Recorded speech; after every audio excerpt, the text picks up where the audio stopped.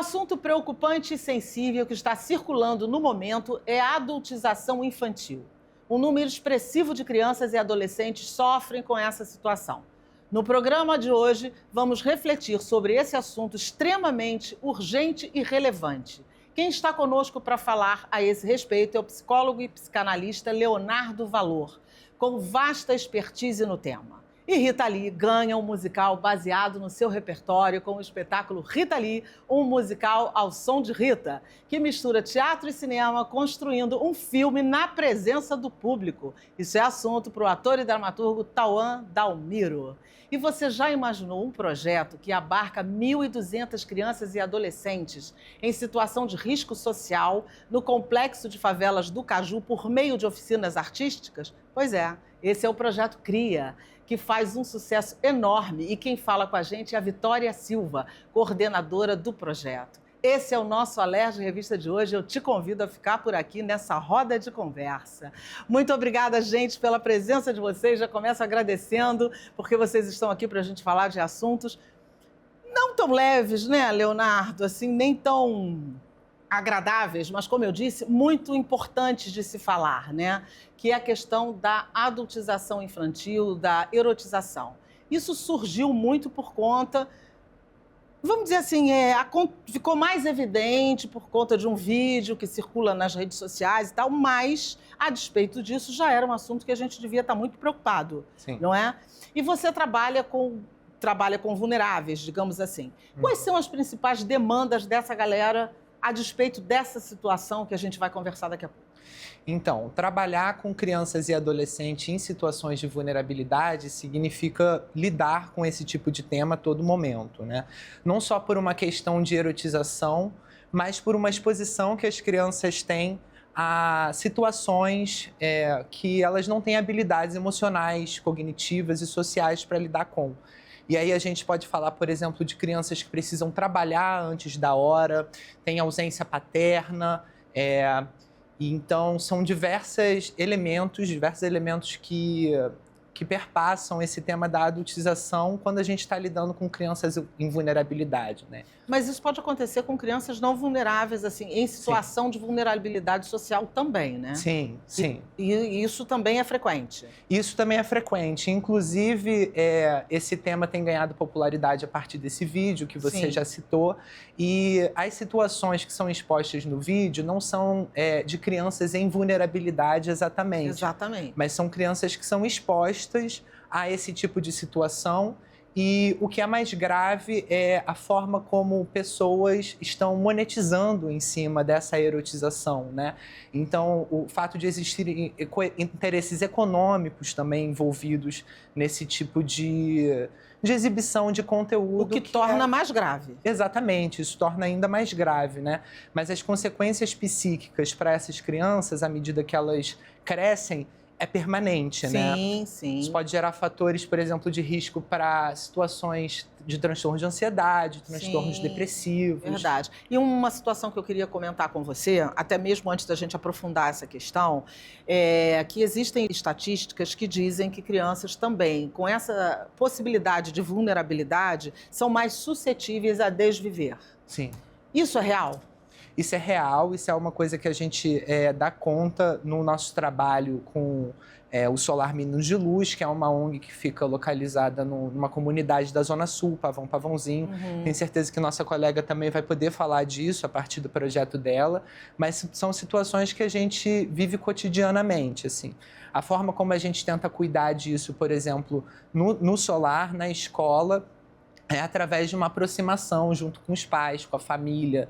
A gente tem um espaço chamado Escola de Pais, que é um espaço para formação de parentalidade. A gente fala sobre desenvolvimento infantil, sobre questões na adolescência, sobre transtornos emocionais, sobre temas que envolvem a educação dos nossos jovens. E os pais correspondem? Esses pais, pelo menos, com que você lida, dessas Sim. crianças que nós estamos falando aqui, desse nicho de mais vulnerabilidade, eles correspondem? Os pais correspondem, é um processo também de trazer informação para esses pais, que geralmente eles não estão acostumados, né, a receber. Mas é inclusive uma presença que conta para a rematrícula das crianças. Então a escola vê como fundamental a participação das famílias. Nossa, isso é importantíssimo que ele falou, né? Essa questão da rematrícula, você chamar os pais à consciência de alguma maneira é muito interessante, porque às vezes não são, né? É possível você identificar sinais sobre esses fatores que você falou?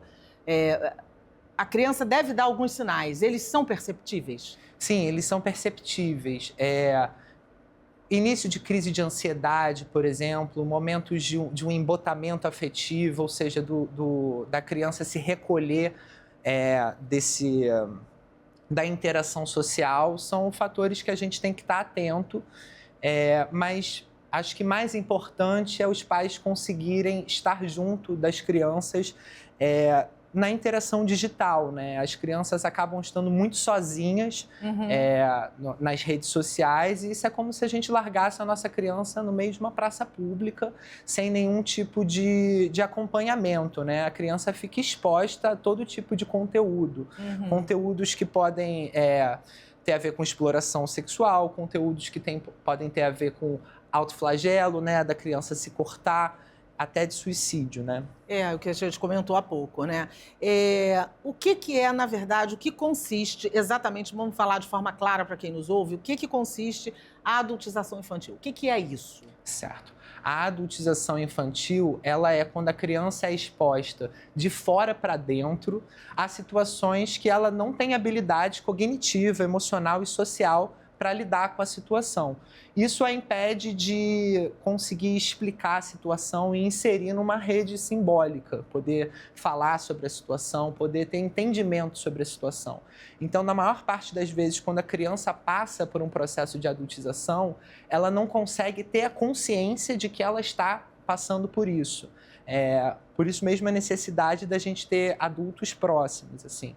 Mas e quando isso parte dos adultos? Porque na maioria das vezes os próprios pais acham bonitinho levar a criança para a rede social e fica expondo, e isso pode trazer consequências até futuras, porque uma vez colocado ali, ficou. Né? Talvez você coloque ela quando criança e lá na fase da adolescência da vida dela vai aparecer aquilo de algum jeito, né? E quando são os pais? Como é que funciona isso, então? Então, a gente tem duas situações com relação aos pais. Uma é uma situação de um não saber, de uma ignorância com relação à complexidade desse tema. A gente sabe que, com o advento da internet e das redes sociais, a gente está passando por diversas questões enquanto sociedade que a gente tem que se questionar. Então, a primeira coisa é a gente levar informação para esses pais do tipo de perigo que as crianças ficam expostas nessa situação. A outra ocasião é quando os pais fazem isso deliberadamente, né? Podendo, inclusive, ter interesses econômicos, como o vídeo que ficou popular mostra. E, bom, a gente sabe, infelizmente, por estatísticas, que a maior parte dos abusos sexuais, eles vêm de dentro de casa. Né? Pelo menos de pessoas próximas, né? Sim. E isso gera uma situação emocional ainda mais difícil para a criança, porque sendo uma pessoa que é próxima, que ela tem confiança, né, na rede familiar, fica mais difícil dela conseguir entender isso como um abuso, como uma violência e poder procurar ajuda, né, dos responsáveis. E a criança precisa ser respeitada no direito dela de não querer fazer aquilo? Porque ela é uma criança, então, teoricamente, os pais são os responsáveis, ou as pessoas... Ou os responsáveis, às vezes não os pais, mas os responsáveis diretos. A criança precisa ser ouvida se ela quer ou não fazer aquilo, porque tem vezes que eu acho que a criança não é ouvida. Simplesmente, vamos lá, que bonitinho, canta aí, faz aí, não sei o quê, e vamos que vamos. Como é que funciona um pouco isso? Com certeza que a criança deve ser ouvida, sim. Essa questão de... A criança nem sempre vai poder dizer o que ela vai poder e não vai poder fazer. Então, o adulto, como responsável, precisa ter essa decisão. Não é tudo que a criança quiser fazer que ela vai poder fazer na internet, né? Mas a infância é um direito, né? A gente tem... legislação para proteger os direitos das crianças. Sim. E eu acho que o mais importante é a gente entender que essa legislação também serve para dentro das redes sociais, né? Certas coisas que são crimes, por exemplo, para a gente fazer em praça pública, ou Sim. por que não seria também na rede social, Exatamente. né? Então Mas eu acho que ninguém pensa né? sobre isso, né? A rede social virou um campo livre, né? Pois Não é. sei como funciona com seus adolescentes lá, com as crianças que você lida. É tudo muito ativo, eles são muito ativos nas redes sociais, né? E eu acho que um ponto importante que ele traz é quando os pais não monitoram isso. Tava até me questionando aqui no meio disso, é que nas redes sociais hoje em dia tem uma faixa etária, por exemplo, para você se inscrever, né? O Instagram tem uma idade mínima ali para você Sim. ter. Hoje em dia tem bebês, né, crianças, e aí em grande proporção influencers com milhões de seguidores, que a criança está 24 horas na tela. Não, e o responsável está sabendo, né? Uhum. Tá ligado que isso está responsável tá acontecendo. ali. Mesmo assim, essa adultização dessas crianças são feitas, porque são crianças que já estão trabalhando. Porque hoje as redes sociais já é uma forma de trabalho, né? Já é a forma de trabalho dos pais. Então, isso também não seria uma problemática? Né, a monetização dessas crianças. Eu acho que sim, ele falou sobre mercado isso. De trabalho. Ele falou atual. sobre isso. Sim, perfeito. Isso é proibido? Isso deveria ser proibido. Mas não é. Efetivamente não é. Não é porque a gente ainda não tem regulamentação nas redes sociais o suficiente para isso. Mas Sim. isso, por exemplo, é proibido no mundo do trabalho. Sim. Né? E se a gente pensa, por exemplo, o ambiente das redes sociais podendo ser monetizados, então a gente tem que pensar que essa legislação também tem que servir para dentro, né? Claro, senão vira um campo sem lei, né? A questão da saúde mental é muito importante nisso. A criança, quando entra nessa história, isso afeta a saúde mental da criança. Sim. E a questão da autoestima, da baixa autoestima, acontece por conta disso? Acontece também. A gente sabe que a rede social é um ambiente de muita comparação, é um ambiente de espetacularização, né? A gente não mostra nas nossas redes sociais a parte difícil, a parte triste da vida. A gente quer mostrar o que é bom. Não, ninguém tá mal na rede social. Ninguém tá mal na rede Ninguém. social. As pessoas sempre estão maravilhosas. Só luxando, né? E elas estão no Caribe, no sol, tomando suco de laranja, fazendo aquilo que a gente não consegue fazer. Nós, humanos aqui, Sim. não conseguimos. Mas na internet, todo mundo consegue tudo, né? Exatamente. E a gente já tem estudos comprovando o quanto o uso das redes sociais em tempo prolongado afeta a autoestima das crianças, né? Se a gente pensa, por exemplo, em crianças de 7, 12 anos usando rede social, ela não tem ainda a maturidade emocional para lidar com as coisas que podem aparecer, né? Então, É verdade. é um E nem risco. saber sair dos perigos que aquela rede lhe oferece. Claro. E se você não tem uma supervisão adequada, Exatamente. você pode ter riscos imensos, né?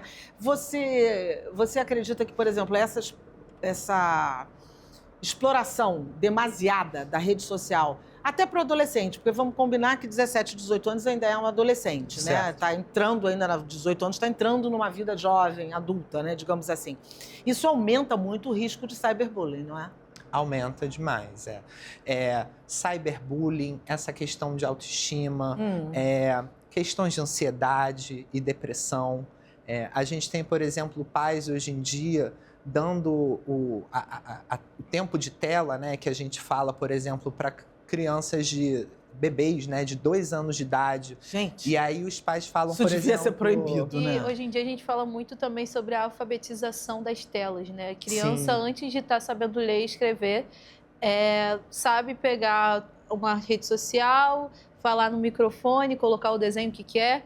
Então, isso também deveria ser uma problemática, né? Porque eles acabam se viciando. Hoje, se uma criança não tiver acesso ao desenho que quer, na hora que quer, eles têm uma ansiedade, Não, um e choro você está criando descontrolado. também que pessoa que faz o que quer, na hora que quer, do jeito que quer. Sim. Aí, Isso é um quando chegar na ponto. vida adulta, ele vai ter atos e vai Exato. fazer coisas que você vai falar, nossa, mas eu não criei meu filho assim. Ué, mas e esse tempo todo que ele ficou exposto e foi dono da própria vida aos 2, 3 anos de agora. idade, né? Exato. A gente tem, por exemplo, aspectos cognitivos como tolerância à frustração, né? freio inibitório, É verdade. que são comprometidos quando a gente tem essa exposição demasiada e precoce, né, das crianças. Com certeza, com certeza. E há uma linha tênue também entre compartilhar bons momentos e explorar a criança, Sim. né? Isso daí você acha que está meio confuso hoje em dia? Eu acho que está confuso nos termos de que é uma discussão nova, né? A gente precisa debater isso enquanto sociedade em termos suprapartidários, né? Porque a gente está falando do cuidado com as nossas crianças. Então, para além de esquerda ou direita, isso é uma questão que a gente precisa conversar urgentemente e debater enquanto sociedade. Porque a gente está deixando as nossas crianças expostas a esse tipo de situação que compromete a geração futura, né? Porque essas crianças vão crescer, com essas marcas. Sim. Né? E elas já vão crescer, como a gente diria na brincadeira, dando defeito lá na frente, né? Porque não pode dar certo uma situação dessa. Não tem como dar, né? Você não tem saúde mental que aguente isso, né? Não tem como. Tem um estudo da instituição Barclays que prevê que até 2030, 2/3 das fraudes relacionadas à identidade vão causar aspectos desastrosos. O que a gente pode fazer hoje, sabendo disso, para minimizar esses efeitos? Questões de identidade, você fala, por exemplo, de autoestima. Isso, exatamente. Sim. Inclusive de criar situações tão vexatórias que chegue ao ponto que nós falamos aqui de crianças e adolescentes que querem desviver. Sim, exatamente. Eu acho que a questão preventiva dentro de ambientes escolares, por exemplo, é muito importante. A gente teve uma lei que surgiu há um ano atrás, né, falando sobre a proibição do uso de aparelhos telefônicos nas escolas. Que foi uma coisa sensacional. Achei a medida acertada. Sim. Você vê que as crianças não desgrudavam do celular nem na escola. Exatamente.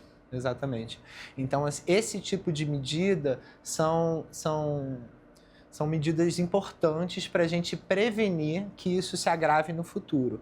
Além dessas medidas preventivas, a gente tem fortalecer a nossa rede de atenção primária no SUS, a RAPS, que é a rede de atenção psicossocial, para conseguir absorver as questões que estão chegando, né?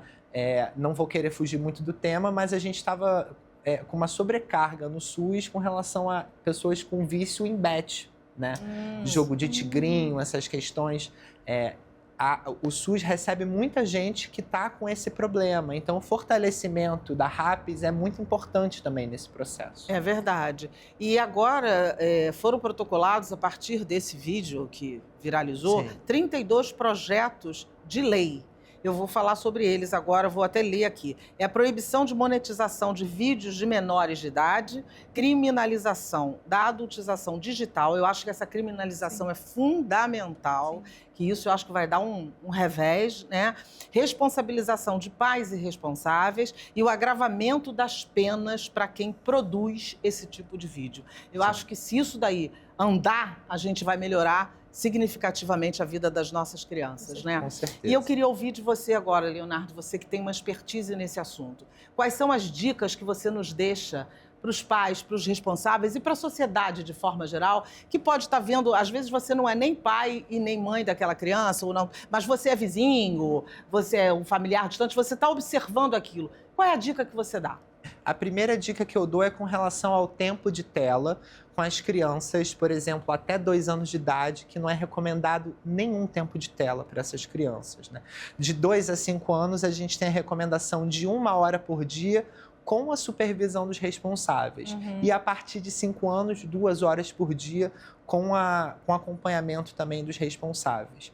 Essa parte da supervisão é a mais importante. Porque da mesma forma como a gente não deixa as nossas crianças soltas em praça pública, a gente também não pode deixar nas redes sociais, né? Então a gente precisa verificar o que os nossos filhos estão consumindo, com quem que eles estão conversando. E a escola pode ter um papel colaborador, auxiliador nessa questão de forma prática? Com certeza. Eu acho que o maior papel da escola é na conscientização dos responsáveis. Sim. A gente faz isso pelo Solar através da escola de pais, que é um ambiente propício para isso, que a gente pode discutir de forma mais extensa e com todos os pais presentes. Mas toda escola pode arranjar uma forma de fazer isso. Sim, com certeza. Ou deve até, né? Com certeza. A escola deve estar atenta ao que acontece entre os alunos em questão de redes sociais e interações digitais, mas essa aproximação com as famílias, essa conscientização é a melhor coisa que a escola pode fazer, porque isso é um aspecto preventivo.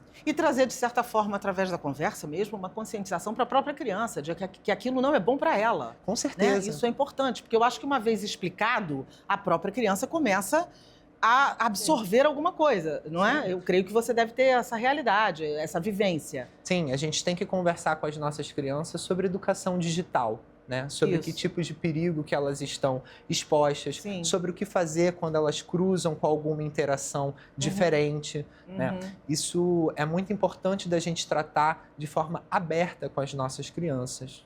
Fica a dica, né? Fica a Tratar de dica. forma aberta. Sim. É isso, gente. Vamos ficar atento a essa realidade, vamos conversar com as crianças, as escolas. E se você vira uma criança numa situação assim, fica atento, denuncia, fala, cria um alerta, porque criança precisa ser protegida.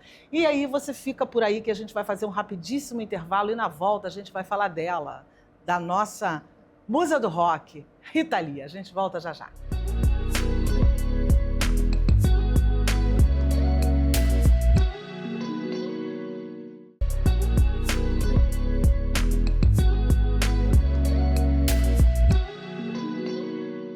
De volta com o nosso Alerj Revista de hoje e agora a gente vai conversar sobre ela, a rainha do rock.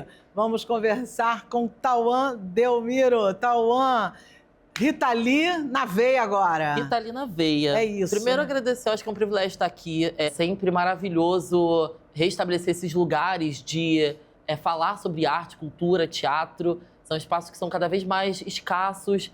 E estar aqui falando sobre teatro e sobre Rita Lee é, de fato, algo muito maravilhoso, né? E a gente agradece muito porque você está aqui falando de Rita Lee e de teatro, que a gente também gosta muito, né? Muito. A gente gosta bastante. Antes da gente falar do espetáculo da Rita, propriamente dito, você tem um forte trabalho no teatro, uma presença, é um ator premiado. E você faz muita comédia. Isso. Das boas, porque eu já assisti várias. Comédia realmente é o que te interessa mais no teatro? Eu acho que eu fui escolhida pela comédia, né? Porque pela comédia e pelo teatro musical. E eu sou formado na Unirio, eu venho de um espaço acadêmico e são dois gêneros que não necessariamente são abraçados pela academia. Então, acho que também fazer comédia e teatro musical acaba se tornando um ato de resistência. Sim. De estabelecer uma linguagem a partir do humor que provoque, que faça refletir, que dialogue com temas urgentes, contemporâneos. E, de fato, é mais difícil fazer comédia do que fazer drama? Porque a gente costuma dizer que a maioria dos atores até afirma que é. E eu até acho que é mesmo. Eu também. Porque é muito mais difícil fazer rir, não é? Do que fazer chorar. O que eu acho que é importante pensar é que a comédia também é uma técnica, né? Acho que gêneros populares acabam sendo tão estigmatizados que parecem que elas são só da ordem do subjetivo, mas também é de uma ordem técnica, né? Prática. Então, eu acho que é importante pensar nisso. As pessoas falam, o drama você precisa estudar, você precisa ler muitos livros, você precisa estar sempre no jogo, no treinamento, e a comédia como se fosse uma coisa só intuitiva, né? Então, acho que é importante reforçar que é também uma técnica, é também algo que exige muito estudo, que exige muita vivência para poder E fazer. é uma coisa de ordem matemática mesmo, assim, 2 mais 2 tem que dar 4. Na comédia é aqui e ali vai dar o riso. É mais ou menos assim? Exatamente. Você identifica de onde veio a tua veia cômica, que você gosta mais desse lado? Eu acho que é... Ai, que pergunta difícil. Eu acho que desde a infância, eu sempre tive um olhar crítico para as coisas. E nem sempre foi fácil estar no mundo dialogando a partir da minha vivência. Então, acho que a comédia, ela nasce dessa necessidade de falar e ser ouvido. E acho que a comédia, ela também exerce muito essa função, né? De você abordar temas por uma perspectiva que faça a outra pessoa ouvir, né? E o legal é que na comédia você reflete sem perceber, né? Exatamente. Você tá ali rindo, não sei o quê, mas aquilo tá vindo. Tá vindo de algum jeito. Isso é uma forma muito boa também de você trazer uma reflexão. Onde é que você mais... onde é, na verdade, o teu maior desafio na comédia?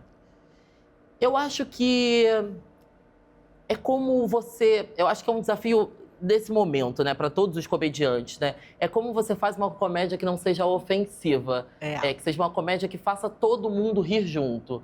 E eu sou completamente contra a discussão de que a comédia ela está sendo podada, né? Eu acho que, na verdade, a gente está incluindo outros olhares. Então, a maior dificuldade desse momento é como você ressignifica, como você provoca a partir de outras linguagens e possibilidades cênicas. O tal do politicamente correto tá valendo? Você acha que tá valendo? Eu acho que tá valendo e eu acho que é uma discussão que precisa ser feita para além do olhar de que apenas é algo punitivo, sim, né? Sim. Então, eu acho que é uma coisa que... dá para fazer, né? Dá para fazer, e eu acho que a graça está justamente nesse lugar. É como você ressignifica e como você transforma a partir de tantas falas. E até porque você transforma a partir de uma consciência também, né? Exatamente. Você começa a ter consciência que aquilo que fere o outro não pode ser engraçado para todo mundo. Pois porque alguém está sofrendo com aquilo. Se tem alguém sofrendo com aquilo, não pode ter graça. Porque a gente leva a coisa assim, tudo... Né? Pode ter graça. Sim, mas se tem uma pessoa que está sendo incomodada com aquilo, já não pode ter graça. Né? Sim, a gente... Se tem uma coisa que não é sobre sofrimento, é comédia, né? É verdade. Não é sobre excluir, sobre punir, como você estava falando, é sobre trazer para junto, né? Como às vezes os assuntos até se entrelaçam, né? Porque a gente está falando agora de comédia, mas como as redes sociais também têm um impacto agora, né? A gente veio de uma polêmica agora sobre de quem tá rindo disso, né? Quem tá rindo dessa... Então, até o nosso riso tem que ser consciente, até porque eu acho que a comédia também é um ato político. Com certeza. Né? Desde muito tempo a gente ativa o nosso pensamento crítico através da comédia, né? Então, acho que isso é muito interessante. Escrever comédia exige mais? Exige muito mais. E eu acho que tem uma coisa que vai além do escrever a comédia, né? Porque o dramaturgia é um trabalho, muitas vezes, muito solitário. Que você está em casa quase sempre escrevendo. Escritor, dramaturgo, são as madrugadas que a gente fica lá sozinho, você e o computador. Eu, às vezes, falo até alto para ouvir a minha voz. Pois é, e aí me interessa muito escrever e dirigir, porque também é um processo de... colaborativo com o elenco, sabe? Mas é um processo de convencimento também. E quando você não tem uma plateia rindo de algo que você está falando, e às vezes é alguma coisa muito específica, alguma coisa muito nonsense, o ator ele sempre fica muito inseguro de fazer. Mas aí quando entra a plateia e todo mundo ri... É verdade. Aí eles te agradecem por você ter investido. E o próprio ator se diverte também, de alguma maneira, né? Fazendo comédia, o ator também se diverte, né? Também tem um savoir-faire ali no negócio. Claro, né? e é uma resposta imediata, né? Isso é verdade. E aí eu acho que vai pro lado bom e pro ruim também, porque às vezes não riem de nada. E aí, porque também, se for ruim... rola uma coisa, um silêncio. Mas às vezes, olha, o mesmo espetáculo pode provocar risos maravilhosos em outras sessões. Isso é verdade. Aliás, você tocou num ponto ótimo. Perdeu a piada, perdeu ou não? Dá pra recuperar? Eu acho que sempre tem que tentar recuperar. Eu sempre fico tentando.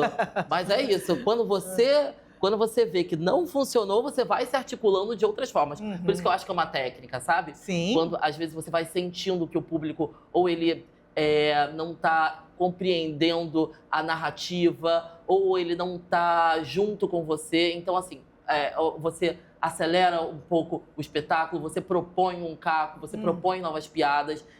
Eu acho que a partir da vivência e da técnica, você consegue seduzir o público. Mas tem público que é muito difícil.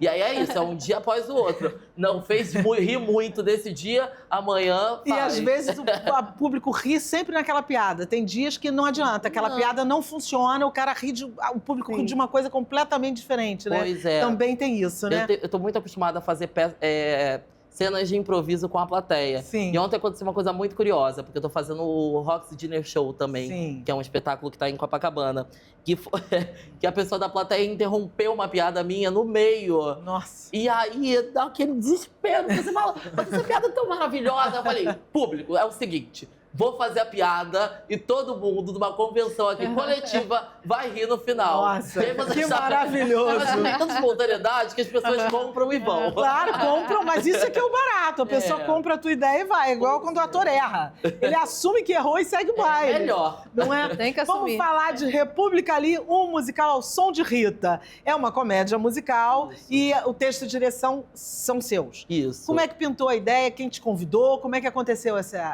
projeto? Essa é uma ideia da Cela Bartolo, que é a idealizadora do projeto. Ela queria fazer um espetáculo com as músicas da Rita Lee. E a gente ficou se provocando para poder entender de que forma a gente ia conseguir traduzir a Rita Lee sem falar da biografia dela. Sim. E a gente, uma das primeiras páginas do Rita Lee, uma biografia, ela fala que ela gostaria muito de ser cineasta. Né? Que, na verdade, ela era uma cineasta frustrada. E aí a gente quis desenvolver um espetáculo que eles estão em 1968, dentro de uma república, que eles estão gravando um filme de ficção científica. Que remete aos Eles são alguns jovens, né? São 5 jovens. Isso. E aí, durante o espetáculo, a gente vai gravando esse filme de ficção científica. E o mais interessante é que eles moram numa república super precária e o filme também é um filme super precário. Que eles fazem tudo com efeito prático. Então tem ET, tem gigante, tem tudo. E vocês usam uma metalinguagem, não é isso? A gente usa uma metalinguagem e a gente grava ao vivo mesmo o filme no palco. Então cada dia o espetáculo é diferente. Tem participação da plateia. O público se surpreende a beça, né? Muito, muito. Porque eu acho que vai entrando num lugar e vai mexendo com um lugar muito nonsense, que a pessoa não vai entendendo para onde ela está sendo conduzida. Mas eu acho que a maior graça disso tudo é que a gente também consegue falar de temas muito sérios. Então Até porque vocês escolheram um recorte 68, 69, que... Pois é. Todo mundo sabe muito bem que foi um período mais obscuro que o Brasil passou, né? Pois é. E vocês escolheram isso propositalmente. Sim, a gente queria muito falar sobre o AI-5 e a gente queria falar muito sobre como o AI-5 refletiu nesse grupo de artistas que estão criando um filme em 1968. E aí a gente faz muito essa transição entre o primeiro ato, que a gente faz em 68, né? Naquele caldeirão que vai... levar até o AI-5 e depois em 1969, o que acontece depois. Então tem também uma transformação estética e poética da nossa história entre o primeiro ato e o segundo ato. E qual foi o ponto inicial, o ponto de partida para você escrever o texto? Foram as músicas da Rita Lee. E qual foi o recorte? Porque a Rita Lee tem assim, nossa, né? Vamos combinar, né?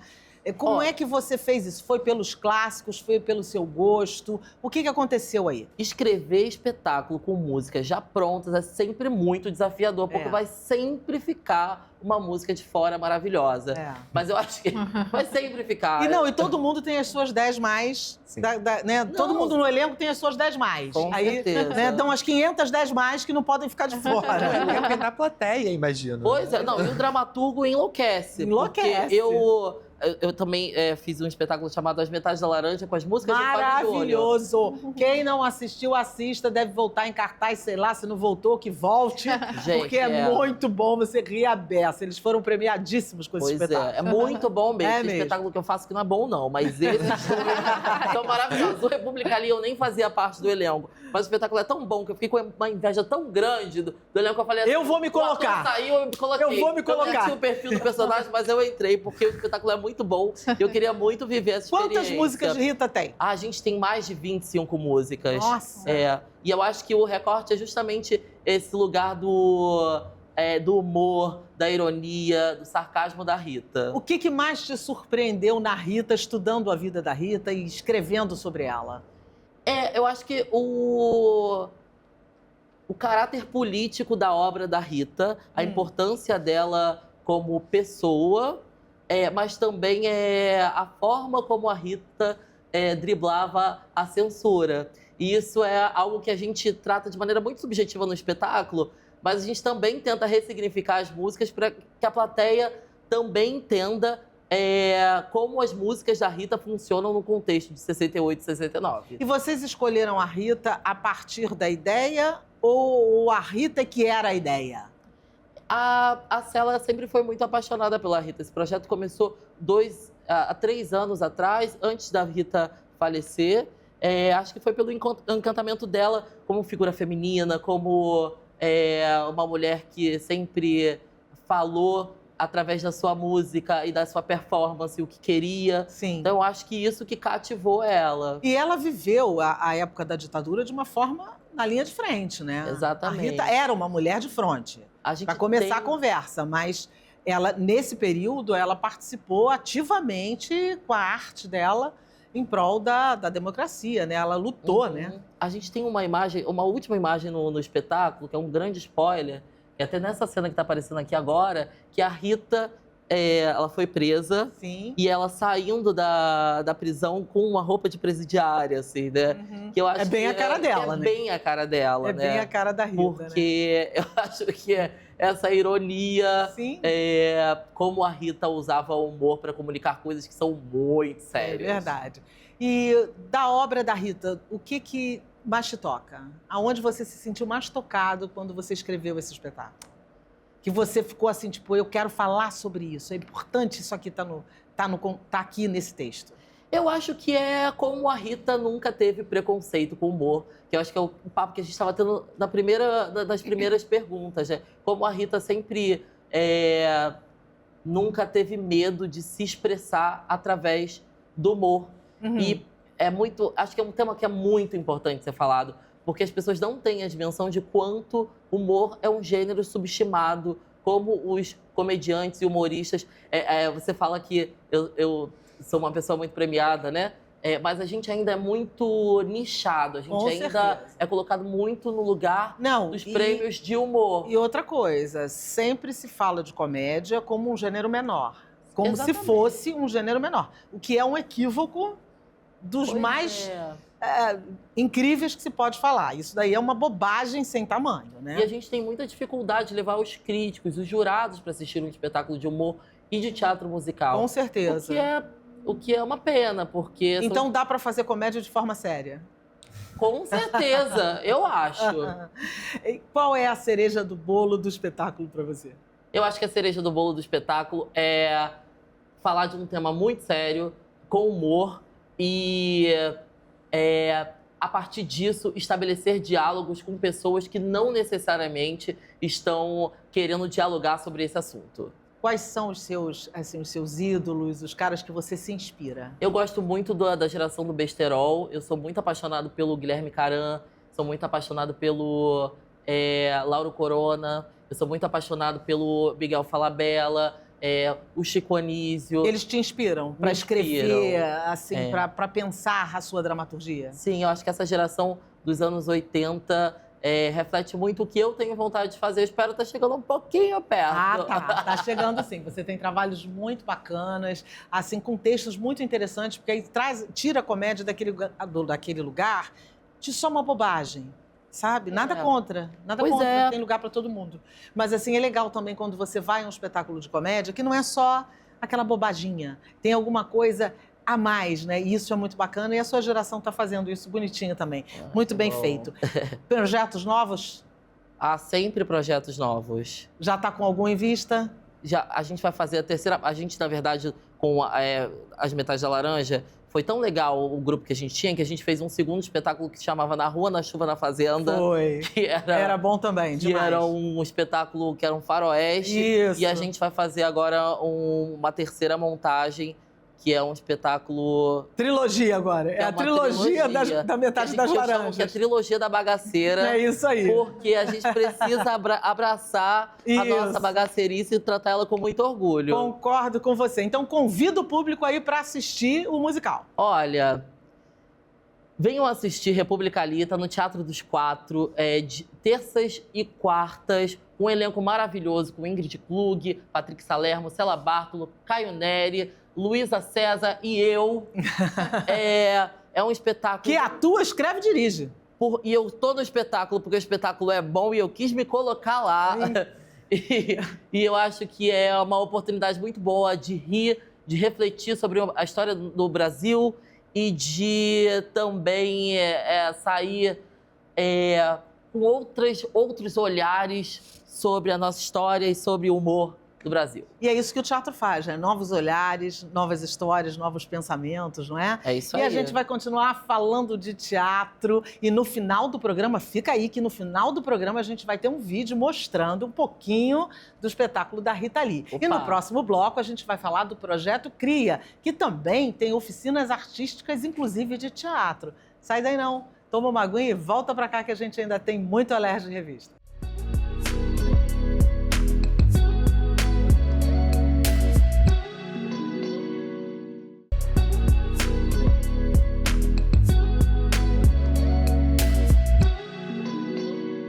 De volta com o nosso Alerj Revista e agora a gente vai falar sobre o Projeto Cria com a Vitória Silva, que é coordenadora do projeto, tá certo, Vitória? Certo. E a Vitória cria do Projeto Cria. É o case de sucesso do projeto, entendeu? Case de sucesso. Não é isso?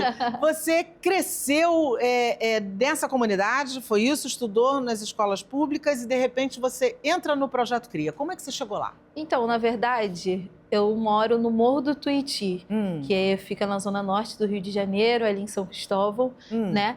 Só que, atendo a isso, eu tive uma criação que eu tenho uma irmã que mora no Caju, né? E aí eu sempre, período de férias, ia pra lá e tudo mais, e conheci o bairro dessa forma, né? E eu venho conhecer o Projeto Cria através de um amigo, né? De outro projeto social, que me falou assim, vamos fazer uma aula de teatro, a gente tem uma professora lá que é super legal, a gente tem mais aulas na quadra, teatro de rua e tal, que a gente aprende. Eu falei assim, mas como que é isso, né? Porque eu venho, eu falei a primeira coisa, né? É gratuito? Aí eu falei assim, porque assim, eu não tenho dinheiro para pagar, né? Aí ele me chamou, eu fui, e hoje já estão aí 5 anos no Projeto Cria. Você ficou 5 anos no projeto? Ainda não, você continua, assim, mas você entrou, já tem 5 anos e você virou até coordenadora do projeto, coordenadora do projeto, pude ver a evolução, né, o crescimento do projeto, né? Antes, quando eu entrei, a gente tinha aproximadamente 30 alunos ali, e hoje o projeto atende 1.200 crianças por mês. Dá vontade de aplaudir, dá vontade de aplaudir, porque é muito bom isso, né? Oportunizar é maravilhoso. Vitória, me diz uma coisa, antes de você chegar no projeto, você conhecia teatro? Bom, eu conhecia, sim, fiz uma oficina de teatro, né, em um outro projeto social, que aconteceu, assim, numa divulgação na minha escola, e aí eu falei assim, teatro, mas o que é isso, né? E aí eu chego lá, me deparo com aulas, assim, que despertaram em mim de estar ali no palco. Eu fui me descobrindo uma nova eu, sabe? E aí prossegui, só que esse projeto tem um fim, né? Tem uma pausa, e aí vem esse convite. E aí eu realmente entendo o teatro como uma ferramenta de transformação na minha vida a partir do momento que eu entro no Projeto Cria, né? Onde eu vou me entender como cidadão, como uma mulher preta periférica, né? Então o Projeto Cria, ele tem como função, né, ativar esse pensamento autônomo, esse pensamento crítico. E aí, dentro disso, eu nunca mais saí. Eu falei, eu quero usar o teatro para eu ser o meu eu crítico, para me usar como a minha militância, como a minha ferramenta de vida. E hoje eu sigo no projeto, né? Então o Projeto Cria, ele tem um lugar aqui no meu coração, o Projeto Cria é o lugar que me capacitou, né, para me estar aqui. Hoje, né, quando a Laura cada ano, quando ela me chamou para ser professora, eu falei, cara, mas como que eu vou dar aula? Como eu vou estar... Aí depois eu entro para a formação de professores também por conta disso que o projeto me despertou. Então, a minha trajetória junto com o projeto é muito alinhada, né? Sim. As coisas que eu fui descobrindo na minha vida foi graças ao Projeto Cria, né? Então, não tem como falar de mim sem falar do projeto. Você foi descobrindo e construindo, né? Construindo. Você foi construindo uma história. Qual foi a tua primeira reação, a tua primeira impressão quando você viu o teatro, você viu que isso era possível para você, para a tua realidade? Bom, isso que você fala é muito interessante, né? Ver como uma realidade para mim, ver o teatro como uma forma possível, né? Porque, imagina, eu lá do Morro do Tuiuti, englobada por vários atravessamentos, né, que uma jovem, porque hoje eu trabalho com jovens em vulnerabilidade, mas eu me coloco que eu também sou uma jovem em vulnerabilidade social. E você foi uma criança e uma adolescente. Uma criança com uma família lugar. que não era totalmente estruturada, não tinha uma estruturação financeira, né, para chegar no teatro, não sabia nem o que era isso. Nunca tinha pisado no teatro na vida, né? Quando eu conheço o Projeto Cria, eu conheço o teatro de rua, tá na rua. Eu estudo o surgimento das favelas, eu entendo o teatro político, sabe? Então, eu entendo que o teatro é possível para mim também. Por quê? Eu me questiono, por que eu não posso fazer teatro? Por que eu não posso ser atriz? E aí, através disso, eu fui querendo alcançar um Tupias e hoje eu estou inserida numa das primeiras escolas de teatro, uma escola técnica de teatro, que eu falo que é a Martins Pena, né? Que é uma super escola, é uma base do teatro brasileiro. É uma super história. É incrível. E uma coisa que muitos olhavam para minha trajetória e diziam que era impossível. Hoje eu participo de espetáculos teatrais, hoje eu estou trabalhando em outras... Isso é uma maravilha, né? Outras fundações e através do teatro. Hoje o teatro é o meu viver ali, né? Isso aí. E eu costumo dizer que o teatro é o lugar de todas as falas, né? Sim. Ele tem espaço para todo mundo e precisa ter, né? E você vê como é bacana a pessoa persistir, né? Porque eu também costumo brincar que o impossível nasceu morto. A gente tem que correr atrás dos nossos objetivos, né? As oficinas, elas são de quê e duram quanto tempo? Como é que vocês estruturam essa metodologia? Então, o Projeto Cria, ele tem uma metodologia própria, né, que a gente chama de método Cria. O método Cria, ele é um método desenvolvido dentro do Projeto Cria, né, baseado em uma pedagogia que se chama de Pedagogia Waldorf, e onde a gente separa, né, em períodos e em setênios, né? Então, a gente vai trabalhar ali no início da nossa oficina, né? As práticas teatrais, jogos teatrais para essas crianças. Depois, a gente vai para o período que é o período de território, onde a gente vai entender qual é o lugar que aquela criança ocupa, né? E aí a gente vai estudar desse período da escrita criativa, que a gente vai entender o território do Caju, né? O Caju, que é um dos bairros ele já foi um dos bairros mais importantes do Rio de Janeiro, e a gente fala que o Caju já foi praia, você sabia que o Caju já foi praia? E aí, a partir disso, a gente vai entendendo, eles vão entendendo essas 7 favelas do Caju, então é muita coisa, né, para eles, eles vão... Quais as idades? Compreende de que idade a que idade que pode participar do projeto? Bom, o Cria Oficinas Artísticas vai dos 3 aos 18 anos, né? E a gente também tem a nossa prática de montagem, né? Que vai dos 18 aos 29 anos. Então, engloba aí uma grande faixa etária, né? E ali vocês desenvolvem algumas atribuições, como algumas funções, melhor dizendo, como, por exemplo, escrever, atuar, dirigir, iluminar, fazer cenografia. Vocês falam sobre todos esses lados do teatro? Sim, a gente tenta passar para eles ali a visão do teatro, que engloba, falar que o teatro é muito abrangente, que é possível trabalhar com a indústria criativa também, né? E a partir disso a gente tem a nossa prática de montagem, né? O nosso coletivo que se chama Cortejo Favela, que é o coletivo que eu entrei lá atrás, da minha turma, 3 pessoas até hoje, né? Lá da minha turma que fazem parte do projeto, né? Onde a gente tem os espetáculos teatrais, né? Então a gente trabalha dentro de outros espetáculos, temos o nosso próprio espetáculo, também de forma técnica, né? Então a gente vai ter um operador que é periférico, a gente vai ter a produção também, que são jovens periféricos. Então a gente está sempre trabalhando com essa capacitação de jovens. Isso é maravilhoso também, capacitar para entrar no teatrão mesmo, né? Vir para cá e... Fiquei pensando muito no primeiro bloco, né? E eu fiquei muito pensando de que forma, né? O tema refletia no teatro. Eu também sou formado em licenciatura, né? Então dei aula E eu acho que é um tema muito...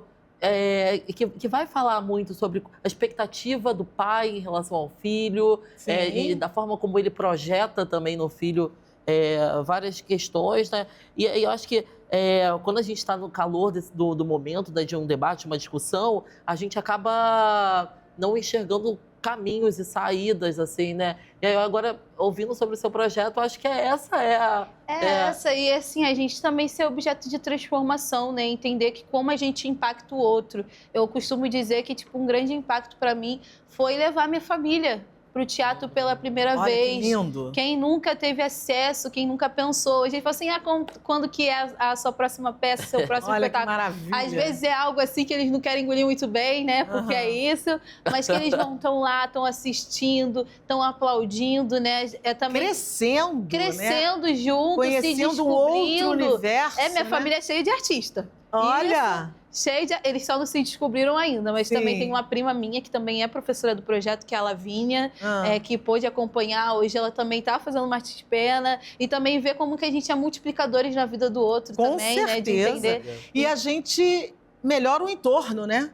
Vai melhorando o seu entorno, você vai distribuindo saberes, né? Você vai compartilhando experiências e saberes, né? E você já viu alguma pessoa que saiu do CRIA e foi para uma carreira profissional?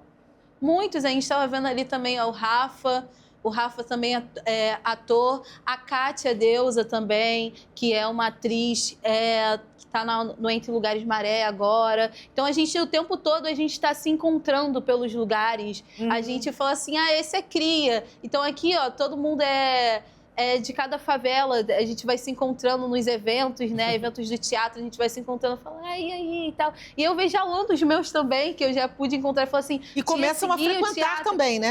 Começam a frequentar, gostam, seguem, falam, meu sonho esses dias, eu tava gravando um vídeo com minha aluna, que ela falou assim, não, o teatro me fez descobrir que eu preciso fazer teatro para me ser dubladora.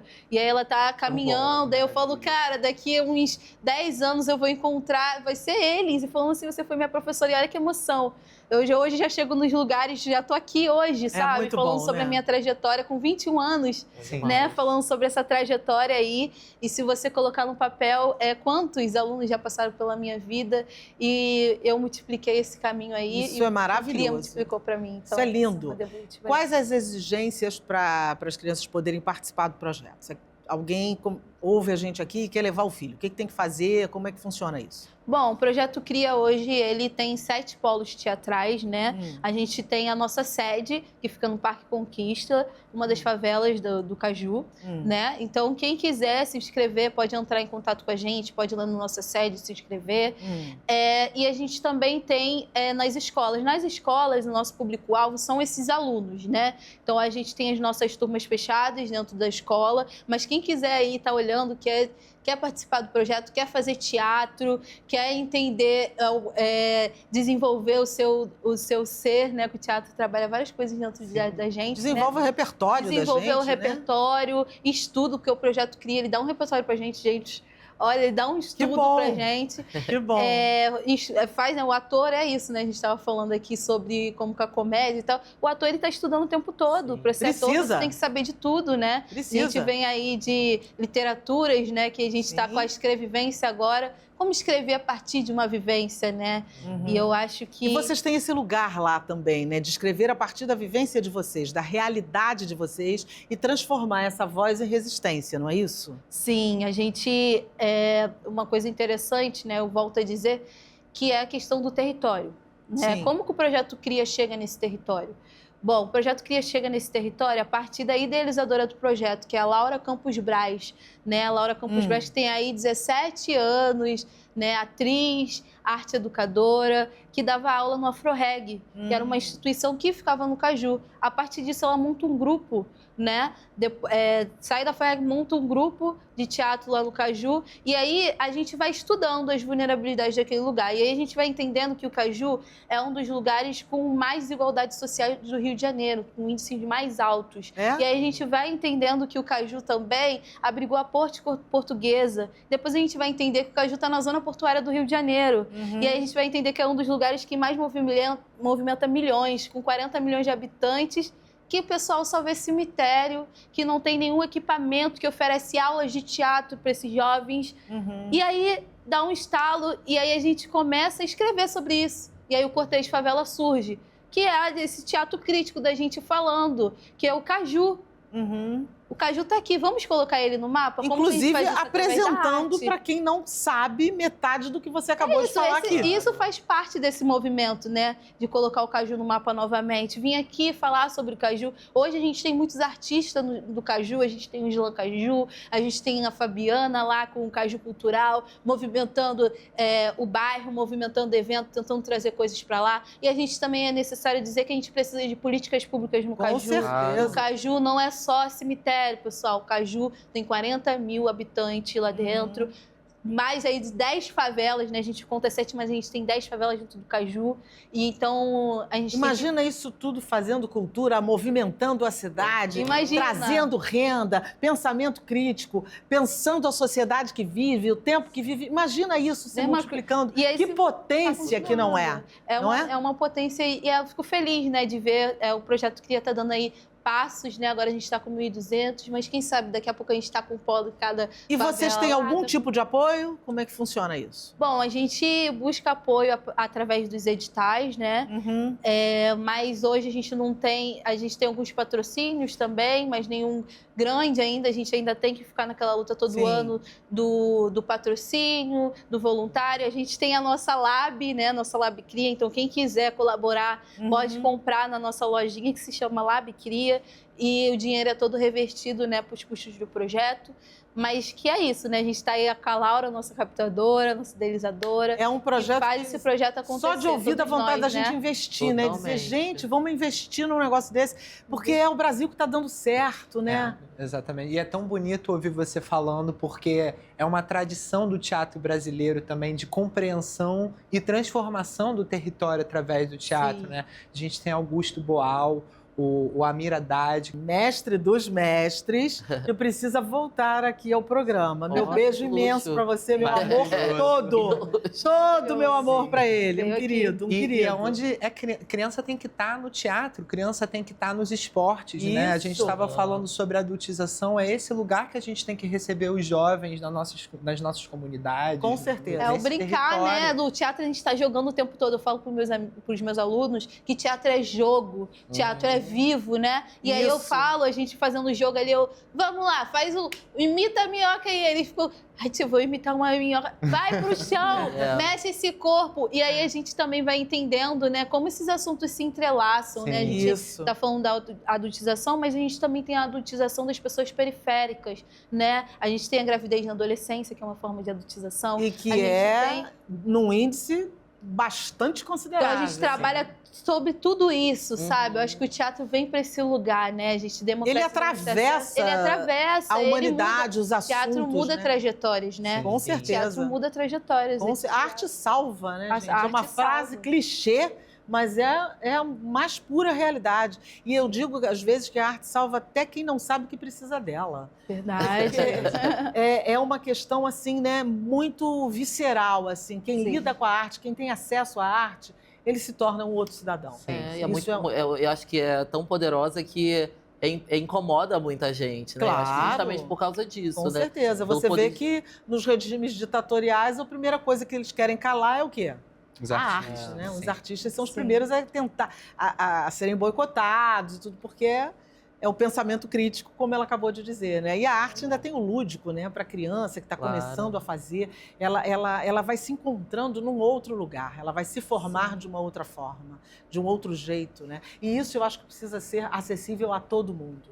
Não pode ser privilégio de alguns, é direito de todo mundo. Com certeza. E a gente veio aí para isso, para democratizar, né? Para bagunçar, falar que todo mundo pode fazer, que todo mundo pode ser protagonista da sua própria cena. Né? E as famílias aceitam bem essa história, se envolvem, as famílias dessas crianças que estão lá? Bom, a gente fica num local, né, que a gente está muito próximo das famílias, né? A nossa sede, por exemplo, fica ali na rua e aí os vizinhos são os pais. Os alunos saem de casa, estão no projeto, ficam lá, se deixar sem deixar a porta aberta, que eles querem dormir no projeto. Então, assim, e a gente está buscando esse contato com os pais, né? A gente sabe que quando a gente vem de famílias vulneráveis, né? A gente vai entender Sim. quem é esse pai, né?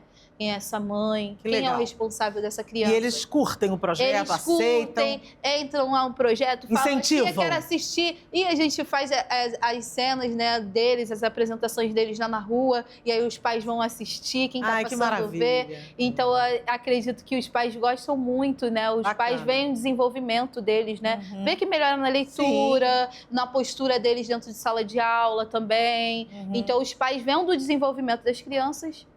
E o teatro traz vários aspectos agregados, né? A disciplina, Sim. o hábito de ler, o hábito de conhecer, novos horizontes, de conversar, diminui a timidez. São tantos proveitos, né? Que o teatro traz. Rapidinho, um sonho. Um sonho? Eu sempre falo sobre isso. Acho que um sonho é... Eu acho que eu vivo um sonho já.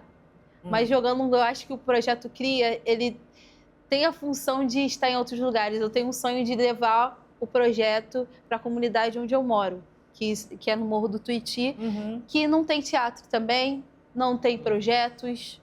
O único projeto que tinha lá era um projeto de esporte, que era futebol, mas que nunca teve um projeto cultural lá dentro, né? Hoje a gente está aí alcançando a passos largos com a escola de samba, né? Carnaval. Mas eu quero colocar o teatro na minha comunidade. Mas isso vai ser galho fraco para você, uma pessoa com esse brilho nos olhos, falando da sua experiência e do projeto. Daqui a pouquinho você volta aqui para contar que inaugurou. Exatamente. Vai voltar aqui para contar que passo inaugurou. que eu quero dar assim, seguinte, né? Mas a gente tem que isso, projetar. mas vai conseguir, porque vocês já estão indo longe e isso é maravilhoso. Sim. Gente, uma boa dica cultural. Uma que eu acabei de assistir na semana passada, tá? É uma peça em cartaz no Teatro Glaucio Gil, em Copacabana, chama Lagartixa Sem Rabo. E fala com a Dora de Assis, maravilhosa. E a Dora Freund, dirigida pelo maravilhoso também Gabriel Rochling. Sim. E é uma peça que fala também sobre as questões infantis, sobre como a criança atravessa questões, às vezes, traumáticas. É maravilhoso, super indico. Ótimo. Uma boa dica cultural. Eu ia falar alguma coisa minha, mas depois de ouvir ela falar sobre o Projeto Cria, eu lembrei de um espetáculo que eu assisti que me impactou muito, que chama Nem Todo Filho Vinga. Da Maré. Da Maré, da Renata. Da Renata. E é um espetáculo que Renata todo é ótima mundo também. deveria assistir. É verdade. Muito bom. Uma boa dica, Vitória. Sortilégio, a montagem que a gente está fazendo aí lá na Martins Pena, né? Nossa residência no Teatro Gonzaguinha, ali no Caluste. Sim, no Caluste Centro. Dia 28, 29 e 30 de agosto, onde eu vou estar lá atuando também. Já todo mundo lá para te aplaudir. Todo mundo ia assistir lá. Todo mundo lá para te aplaudir. E agora nós chegamos no nosso momento literário. A gente vai saber o que os nossos convidados andam lendo. O que você anda lendo, Vitória? Bom, eu estou buscando, né? A gente estava falando sobre literatura brasileira. Estava lendo Castro Alves, O Navio Negreiro. Olha! Tá estudando para uma cena e aí fazendo toda essa... É isso, né? Eu estou sempre estudando, né? Em meio a vários estudos aí, eu parei para assistir esse livro que eu não tinha lido, apesar de ser um livro mais antigo. Mas que também não deixa de ser atual. Total, total. A Ruth de Souza, antes de falecer, muito pouco antes de falecer, conversando comigo, ela queria montar uma peça em cima do Navio Negreiro. Tauan. Eu vou falar o Rita Lee, Outra Biografia. É um livro muito difícil de ler, porque ela é um diário dela contando sobre a doença dela, né, no final já. Só que, ao mesmo tempo, eu acho que é um exemplo de como a Rita sempre ressignifica os acontecimentos da vida dela e como ela consegue tratar com ironia e com humor uma passagem tão difícil para ela. Leonardo. Eu vou falar sobre o livro Alfabeto das Colisões, do filósofo Vladimir Safatli, um grande filósofo brasileiro, que fala um pouco sobre esses tempos conturbados que a gente vive e como que a gente pode caminhar por isso. Eu vou indicar Trincheira Tropical, a Segunda Guerra Mundial no Rio de Janeiro, do Rui Castro. que é um cara que escreve maravilhosamente bem, um biógrafo, assim, excepcional. Ele, assim, eu sou apaixonada, sou fã do Rui, apaixonada pela forma como ele escreve. Para mim, ele é um dos maiores escritores brasileiros, de grandes clássicos. E esse livro, ele fala da Segunda Guerra Mundial no Rio de Janeiro. É um recorte do Rio de Janeiro. É muito interessante. É um livro, assim, tem fotos, é muito bem escrito, como tudo que o Rui faz. E é isso. Eu vou indicar aqui Trincheira Tropical, Rui Castro, A Segunda Guerra Mundial, editado pela Companhia das Letras. É um livro incrível. Antes da gente terminar o programa, agora a gente vai de Rita Lee. Vamos de Rita Lee agora, vamos ver um pedacinho do espetáculo da Rita Lee. Você precisa saber da piscina, da margarina, da Carolina, da gasolina. Você precisa saber de mim.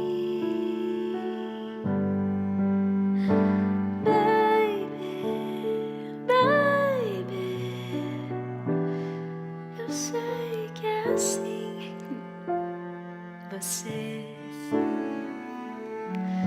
precisa tomar um sorvete na lanchonete, andar com a gente, me ver de perto, ouvir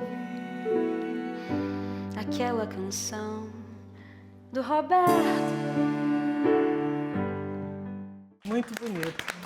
Linda a voz dela. É linda. Linda Esse a voz momento dela. é muito lindo. É a última cena, um spoilerzão. Então, agora vai, todo mundo vai. Repete É aí onde isso. tá, rapidinho, antes de Teatro acabar. dos 4, terça e quarta, 8 horas, até início de setembro. Você já tem essa plateia toda aqui lá e mais todo Por mundo que está favor, assistindo a gente. gente, tá Eu vou certo? também, tá? E todo mundo aqui, todo mundo Eu vou, aqui já agora está tem que Tá convidadíssimo. muito bom, gente. Vocês Eu vão acredito. amar. Não, a gente acredita em você. A gente acredita. Eu acredito no seu talento porque eu já vi. Ai, obrigado. Queridos, muito obrigado pela presença de Obrigada. vocês. Foi um prazer enorme conversar com vocês, falar de assuntos tão bacanas, tão interessantes, que eu tenho certeza que quem nos ouviu deve ter curtido tanto quanto a gente. Ou, pelo menos, fez algumas pessoas felizes, como a Rita Lee. É isso aí. Não é? Tomara que a isso gente aí. tenha feito um pouquinho de gente feliz. Aham.